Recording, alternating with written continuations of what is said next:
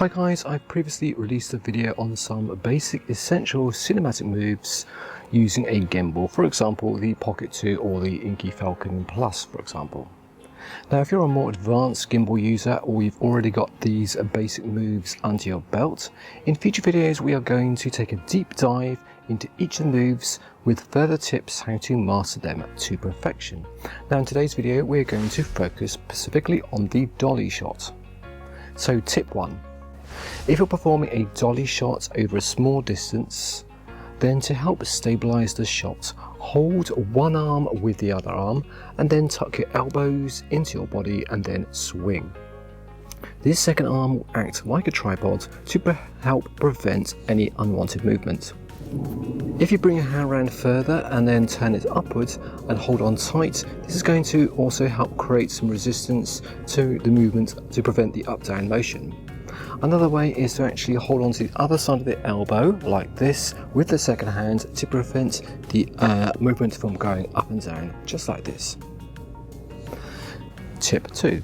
So this tip may seem rather counterintuitive, but by actually moving quicker, it actually produces smoother footage than actually moving slower, as it gives less time for the hand to make any micro movements.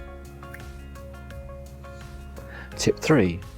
In the dolly shots, since we are wanting to keep the horizon level, if you're a beginner and just to keep things simple, I suggest the gimbal mode that you choose is the tilt lock mode. Now on the Pocket 2 this is actually called the tilt lock mode, but on the Inky Falcon, or it's also called the pan follow mode, and the other gimbals like the Zion cranes is also the pan follow mode. Now this will help prevent unwanted up-down micro movements. However, if you forget and you've just set it to the follow mode or even the FPV mode, then depending on how far you actually are sliding, it's still going to be okay.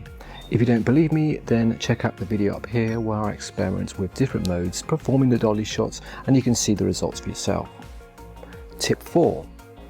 So for a more unusual type of dolly shot where the focal point remains actually locked, try using the Gimbal Lock mode. Now engaging the lock depends very much on the gimbal mode itself. For example, with the Pocket 2 here, you simply have to press the button at the top to actually engage the gimbal lock. For the actual Inky Falcon and the Zion crane is a case of actually holding down the trigger. Now the gimbal lock will keep the camera facing in the same direction regardless of the actual motion, so making a dolly shot over a longer distance will very much have a different look than using it without the gimbal lock. Tip 5. So if performing the dolly shot over a small distance, always try and get some foreground interest to create some interest in the scene. Now this could be anything, for example maybe a brick wall or flowers, or maybe some plants, or just some trickling water or some waves. Now the closer to the foreground, the more it creates an effect of speed. By including some foreground interest, the actual distance over the dolly shot can become a lot smaller. Tip 6.